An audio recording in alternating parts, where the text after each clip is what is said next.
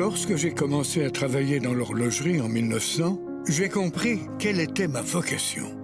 J'ai alors consacré toute mon énergie à la création d'une montre qui puisse se porter au poignet et même donner l'heure sous l'eau. Le monde était sceptique et me voyait destiné à l'échec.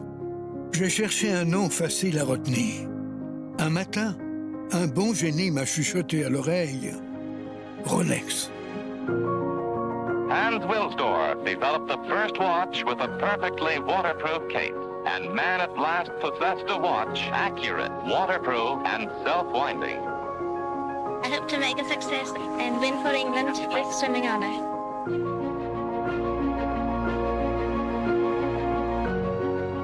Miss Gleitz hopes to be the first woman to swim the channel from England to France. The sea is cutting up rough, but Miss Gleitz is still swimming strongly. Quand les gens se sont rendus compte que la montre Rolex marchait parfaitement après tout ce temps passé sous l'eau, je vous laisse imaginer leur surprise. J'ai eu envie de soutenir les explorateurs dans leur grande découverte et de voir le monde comme un laboratoire à ciel ouvert.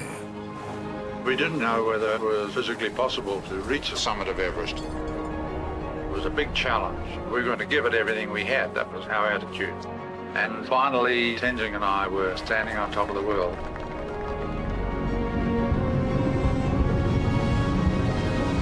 Jacques Picard and myself, all of our hopes were focused on visiting the deepest part of the ocean. Anytime you do something for the first time, there's danger.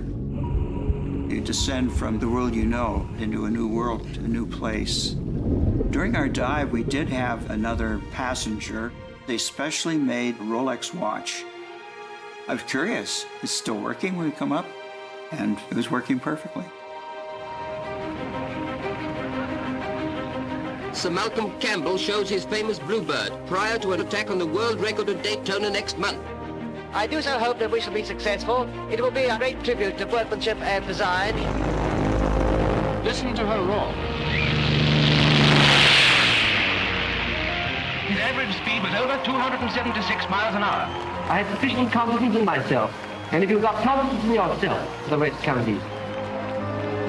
My first ever Rolex was a day date. I remember thinking, wow, to have a Rolex at my day and today is something special. 40,000 fans cheer the drivers away. A man to watch, Jackie Stewart. Man and machine are a fantastic partnership, pushing a limit that so far has never been touched. Death was just around the corner. The dangers in all of those races were enormous. You don't make mistakes. To finish first, you must finish. Heading for the final straight, Jackie Stewart is a straight in front, and all that's left is the checkered flag to make it official. Timing, your whole life was built on it. Do the right thing at the right time. I'm a technician. When you ski, it's a matter of 100ths of a second. My Rolex was a tool for trying to ski faster, plus it would take punishments that were unbelievable. New downhill record holder, Jean-Claude Killy. Rolex exactly reflects my values, my way of behaving. Everything works perfectly.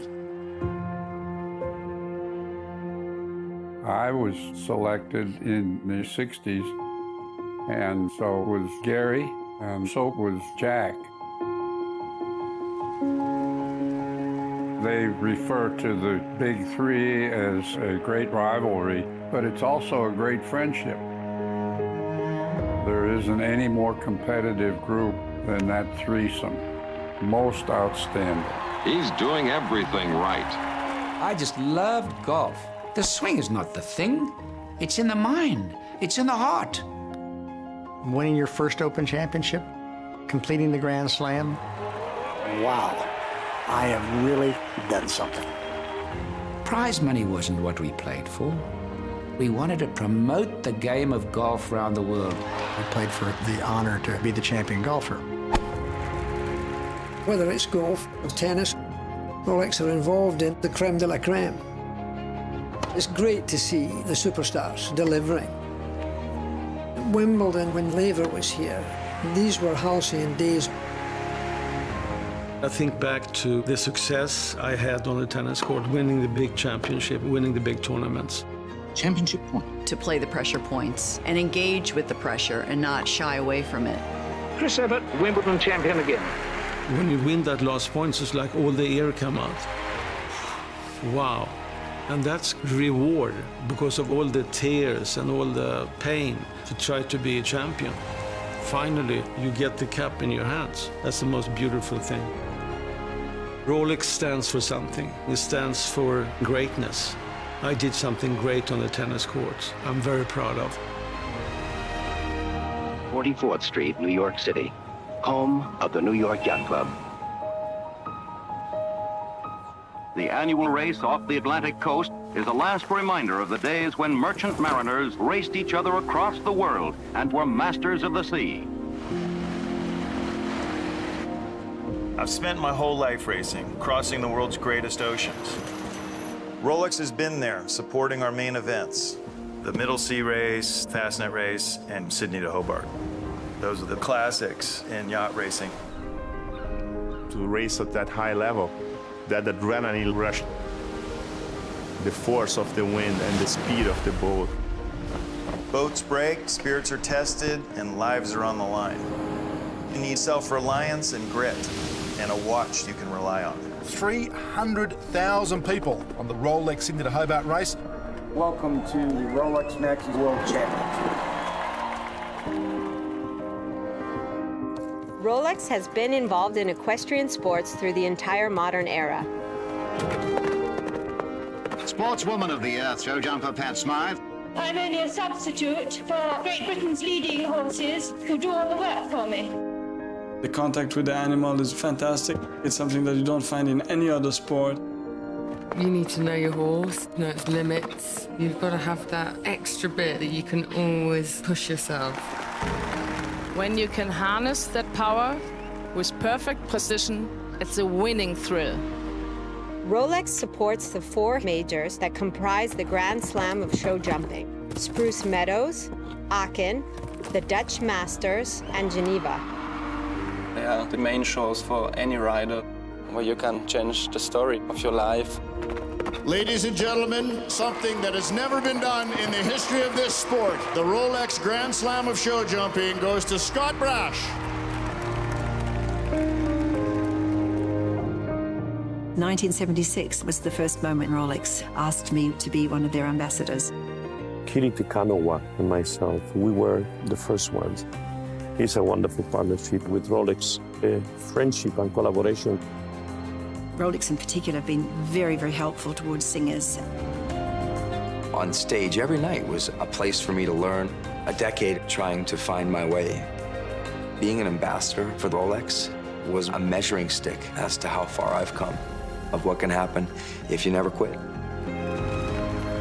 Rolex was there, all the landmarks in my career, what it signifies. The beauty, the elegance, the passion, so similar to what I'm striving for in classical music. They helped theaters like the Metropolitan, Covent Garden, Vienna, La Scala, and thanks to them, we reach so many people. The power of music is able to inspire you, goes straight to your soul. And it's goodbye till next year from the spectacular Salzburg Festival, brought to you by Rolex. I was originally with the Rolex family when I first turned pro. It was a dream come true for me because the big 3 were my idols growing up.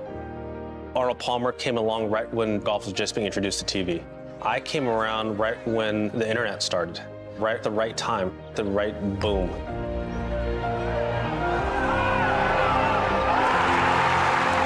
Tiger Woods just dominant. Winning 4 majors in a row. To be the first person to ever do that is very special, and to me is part of my greatest accomplishment.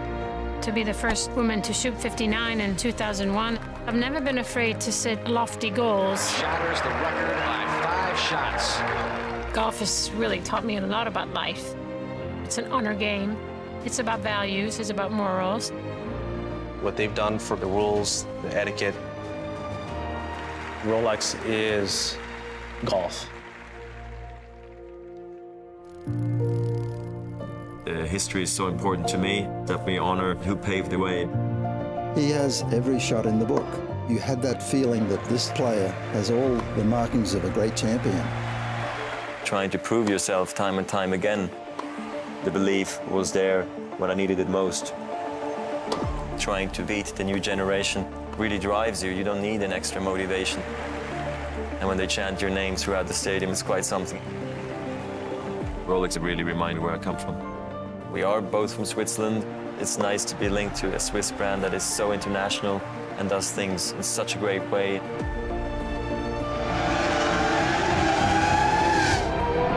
Formula One, maximum performance, style, elegance, and glamour. The whole journey for me, winning Grand Prix, racing against the best drivers in the world. There is the checkered flag for Mark Webber. Rolex and motorsport go together. For decades, you have this great synergy between the two. The Rolex 24 is getting ready. It's going to be a great one. Coming into Le Mans, you feel the heritage of the place. The most demanding circuit on the World Endurance calendar. Driving with sunset into your eyes, going through the night. It's an out-of-body experience. Time is really standing still. It's a driver's dream to race at Le Mans, but to win, that lifetime high, that peak moment of joy.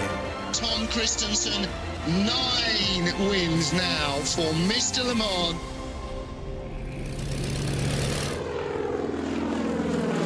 There's a legacy between Rolex and adventure, a legitimate supporting sponsor that could help me go on this journey to climb the 14 highest peaks on Earth. To do these climbs without oxygen was a personal decision. For me, that was the mystery. Could I push myself physically and mentally to those heights? Timekeeping is critical to keep me alive, and without the watch, I wouldn't be sitting here today. Curiosity, the need to explore, that joy of anticipation.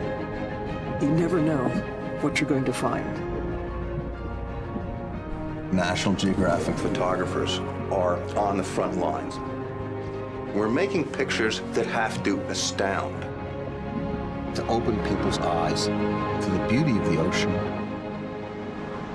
Rolex supporting exploration, supporting conservation, the ethic of caring.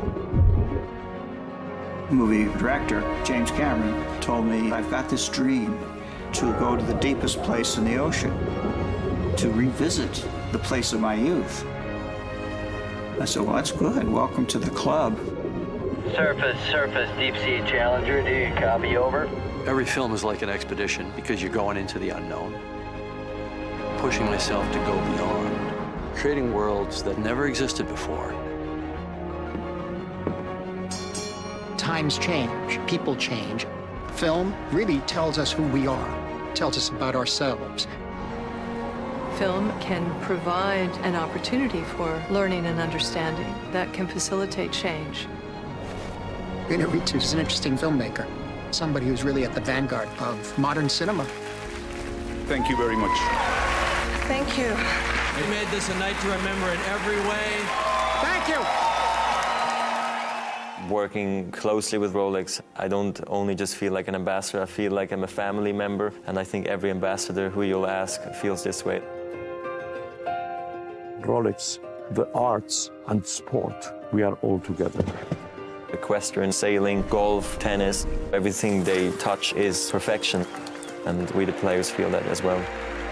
To have Rolex as a part of all this is something that I've been very proud of. They were there to support me as this young athlete with big dreams. They came with me, and they stay with me, forever partners. It's neat to see the next generation coming up. The Carlos Alcaraz bandwagon keeps on rolling. The list of champions goes on and on and on. Oh, that's a great shot. Savored the moment, Justin. He's done it. 21 from Spain, and he's got the jackpot. The crowd supporting you, the energy around, you're really doing it for this moment. To have them say your name afterwards, just like something you heard echoing in your dreams. She's not just dominated the tour, She's now dominating the majors. If you believe in yourself and love what you're doing, everything can be possible. I'm very excited to feel part of the family. Hopefully I'll be able to inspire some other people to be in my shoes one day. Excellence is a journey, and I think it's a journey that never stops. Notre tâche, cependant, n'est point terminée. Mais les résultats acquis me donnent toute confiance en un avenir où Rolex saura maintenir la position que cette marque a su conquérir.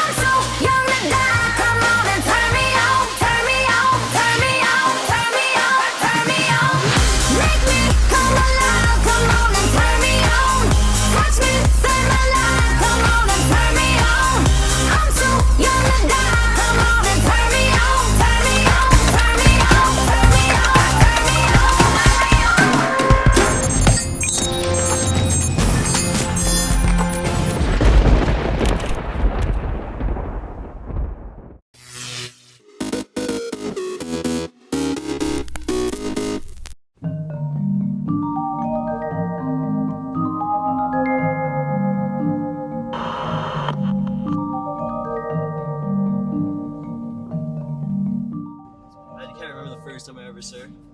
My dad put me on the nose of his board when I was like in armband lengths. I got into surfing because my dad used to surf and he taught me how to surf when I was a baby. And yeah, surfing's been my life ever since. My name is Josh Burt. I'm 25 years old, unfortunately already. And I'm from Barbados.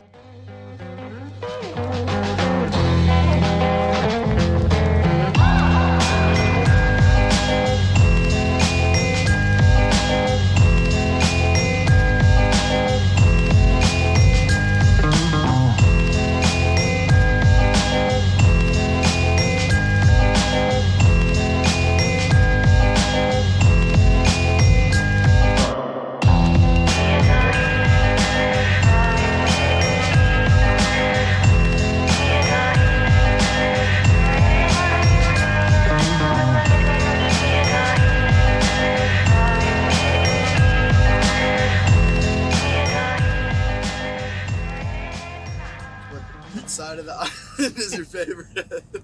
The East Coast is my favorite atoll because it's raw. It's got a lot of nature.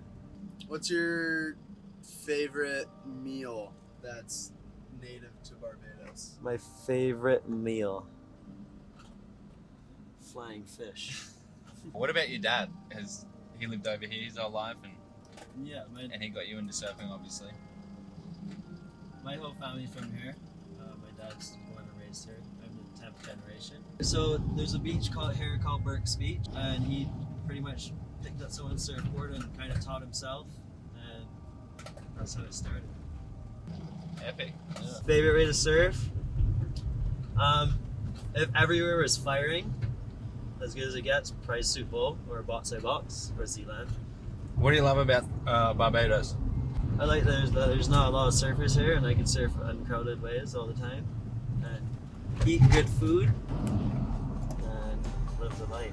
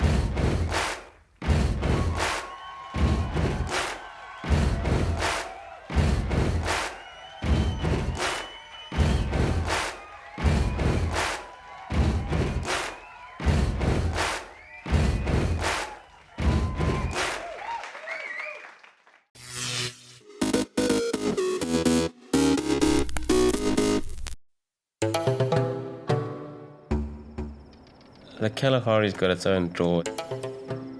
It's vast and it's forever. You've just got to get into those sand dunes on your own, and there you're going to find a lot of solitude. It can seem like a place of massive emptiness, but you suddenly find 5, 6 different animal tracks right there. There's this huge amount of life, and when I'm on a filming project, I really like to try and live like the animals do so that I can experience the hardships that they're going through. I want to see wildlife in a totally different context. And that's really, I suppose, what draws me to the Kalahari. It's the vastness and the openness. I really enjoy being able to see these massive distances. Those are great images and things that stick with you.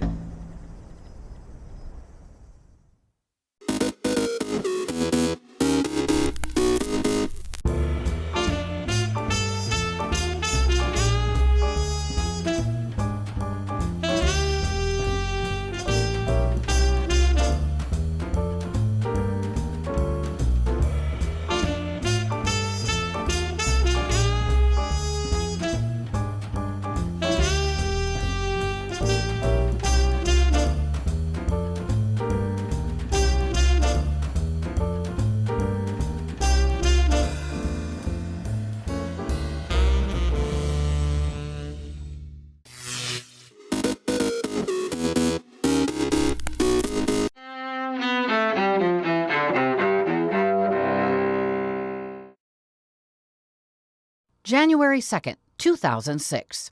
A huge white light, and a few seconds later, it's like somebody set off a powder keg. It shook the house, rattled the windows, and everything. An explosion at the Sago mine in West Virginia kills one miner and traps a dozen underground. 11 slowly succumb to carbon monoxide poisoning, but Randall McCloy Jr. is rescued after 41 hours. 1960. And we stand today on the edge of a new frontier, the frontier of the 1960s. John F. Kennedy says he's running for the White House. The Massachusetts senator narrowly defeats Vice President Richard Nixon that fall. 1942, just weeks after attacking Pearl Harbor, Japanese forces capture the Philippine capital of Manila during World War II. 1935, in New Jersey, Bruno Hauptmann goes on trial, accused of kidnapping and murdering the infant son of aviator Charles Lindbergh.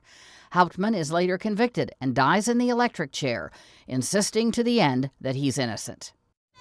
And 1983. Tomorrow, I love ya. Tomorrow, you're always a day away. The musical Annie, based on the Little Orphan Annie comic strip, closes on Broadway after 2,377 performances. Today in History, January 2nd. Camille Bohannon, The Associated Press.